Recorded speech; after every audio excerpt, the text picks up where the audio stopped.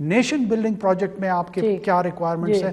یہ وہ larger discourse ہے جو ضرور ہونا چاہیے. دیکھیے بات یہ نہیں کہ اسٹیٹ انسٹیٹیوشن میں اسٹیٹ کے انسٹیٹیوشن مطلب آرمی وغیرہ از ویئر یو نو اس کی تو بلڈنگ کی کیا ضرورت ہے. اٹس بین دیکھیں نا اگر عمران خان اسٹیٹ انسٹیٹیوشن میں وابڈا بھی ہے, جی جی نہیں ہم پاور پرابلم یہ آ رہی ہے ہمارے ہاں کہ army has become a synonym with the state. Which it is not. Which is not. I am so glad you are saying that. It is just a strong organization within the state. جی but I was talking about دیکھیں نا جو آپ political blunders recent past کے بھی کر رہے ہیں اس میں اگر جنرل فیض اور جنرل باجوہ نے اگر اتنا آسمان پہ نہ چڑھایا ہوتا تو ایک ایولیوشن ہوتی نا ایک پروسیس کی. آپ بھی جانتے ہیں مجھ سے بہتر. کہنے کا مقصد یہ ہے کہ یہ نہیں ہے کہ جی اگین آئی ریپیٹ 10 times کیونکہ ہم نے تو we were one of the biggest critics of PTI when it was in power. بات یہ نہیں کہ پی ٹی آئی کیا کہہ رہی, بات تو یہ ہے کہ اس وقت جس طریقے سے لوگ بند ہیں, اس وقت ایک طرف بند ہیں, دوسری طرف جب الیکشن ہوتے ہیں گلگت بلتستان میں کون جیتا ہے کل؟ پی ٹی آئی کے جو ایک بائی الیکشن ہوا ہے ان کے پی ٹی آئی کے جو گورنر تھے چیف منسٹر تھے ان کے والد جیتے ہیں.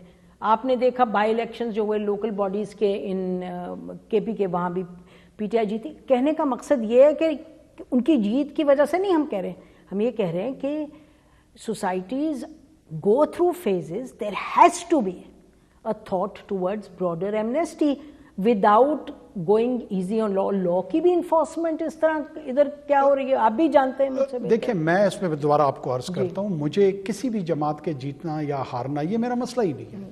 یہ لوگوں کا مسئلہ ہے, یہ لوگوں کا فیصلہ ہے کہ وہ کس جماعت کے حق میں ووٹ دیتے ہیں یا نہیں دیتے.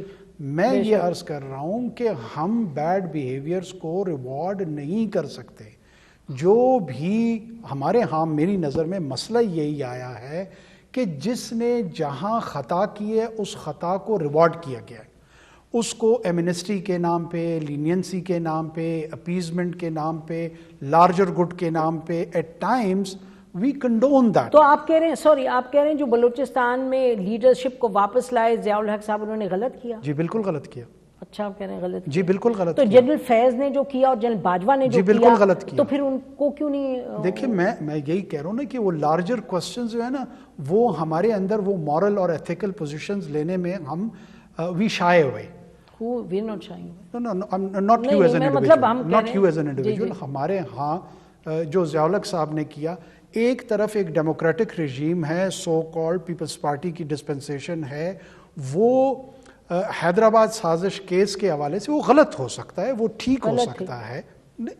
دیکھیں آپ کا ایک لیگل نظام موجود تھا. آج کہہ دیا نا کہ جی عرض میری سن لے, وہاں پر ایک ملٹری ڈکٹیٹر آتا ہے اور پورے نظام کو جو لیگل کورس ہے اس کو وہ سائیڈ اوے کر دیتا ہے اور تمام لوگ کہتے ہیں کہ یہ بہت اچھا فیصلہ ہے. تو آپ یا تو ڈکٹیٹوریل رجیم کو سپورٹ کریں یا ڈیموکریٹک ڈسپنسیشن کو کریں. ڈیموکریٹک ڈسپنسیشن میں حیدرآباد سازش کیس کے لوگوں کو چاہیے تھا جوڈیشل ریکورس ملتا اور جوڈیشری ان کو ایگزنریٹ کرتی, اس پروسیس کو وہ کلمنیشن کی طرف لے جاتے. ایک فرد عوائد آیا, اس نے سب کو فارغ کر دیا.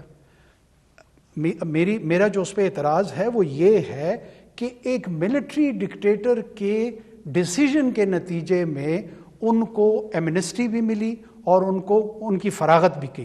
جو آپ کا جوڈیشل پروسیس تھا وہ کہاں تھا؟ وہی تو بات ہے کہ when so many processes go wrong تو پھر بڑا مشکل ہو جاتا ہے. میں یہی عرض کر رہا ہوں, تو اس کو ہم ایک سویپنگ سٹیٹمنٹ کے طور پہ نہیں کہہ سکتے کہ وہ ٹھیک ہوا. میری نظر میں وہ بالکل درست نہیں ہوا. اسی لیڈرشپ کو ضرور انصاف ملنا چاہیے تھا, جو ایکیوزیشنز ان پہ تھیں اس سے ان کو ایگزونریٹ کرنا چاہیے تھے, لیکن وہ ایک جوڈیشل پروسیس کے تحت ہوتا تو زیادہ بہتر ہوتا. یہ میرا ماننا اور میرا کہنا ہے. چلیں پھر ہم we'll all wait for Justice Qazi Faizi sir to come and take the process of justice forward in the right direction. G looking forward, he is the next Chief Justice of this country. ہم تو personally we are looking forward because he hails from our province. بالکل he is the first. He is the son of Balochistan اور a son of someone who has been on the side of Quaid-e-Azam Muhammad Ali Jinnah. So he has a lot of expectation. There are a lot of expectation from him, and I'm sure that he's the one who would fulfill G those. بڑے مشکل وقت کاٹ کے آ رہے ہیں وہ. اچھا last quick question کہ UNGA میں آپ جا رہے ہیں 17 کو, تو یہ سوال اٹھ رہا تھا کہ as a care taker prime minister اور کیئر ٹیکر گورنمنٹ کوئی ضرورت تھی کہ UNGA میں جایا جائے, ہمارے PR اگر ریپرزینٹ کر دیتے پاکستان؟ دیکھیں دونوں صورتیں ہو سکتی ہیں, ایسا کوئی اسینشیل میں نہیں سمجھتا ہوں کہ اگر کیئر ٹیکر پرائم منسٹر نہیں جائیں گے تو کو بہت زیادہ ڈیفیشنسی ہوگی. ایک آپ کے پاس گلوبل فورم اویلیبل ہے, اگر وہاں آپ جائیں گے تو آپ اپنے جو ٹاکنگ پوائنٹس ہیں ان کو ریٹریٹ کریں گے, ایک اپرچونٹی ہے. دوسری طرف یہ خیال ہے کہ اس کو قطعاً مس نہیں کرنا چاہیے اور ہائیسٹ لیول پہ اس کو فلفل بھی کرنا چاہیے, اور جہاں جہاں پاکستان کی جو ریاستی پوزیشن ہے اس کی ایکسپلینیشن بھی کرنی چاہیے اور آرٹیکولیشن بھی کرنی چاہیے. بہت بہت شکریہ پرائم منسٹر صاحب ہم سے بات کرنے کا. ناظرین بہت سے سوال تھے, فارن پالیسی میں بہت کرنے کو تھے, لیکن یہ اتنی دلچسپ گفتگو رہی, ٹائم جس فلیو ہوئے. تو انشاءاللہ جب واپس لوٹیں گے پرائم منسٹر صاحب تو ان سے ہم پھر ریکویسٹ کریں گے کہ ہمیں موقع دیں. ہماری طرف سے اتنا ہی. خدا حافظ. پاکستان زندہ باد.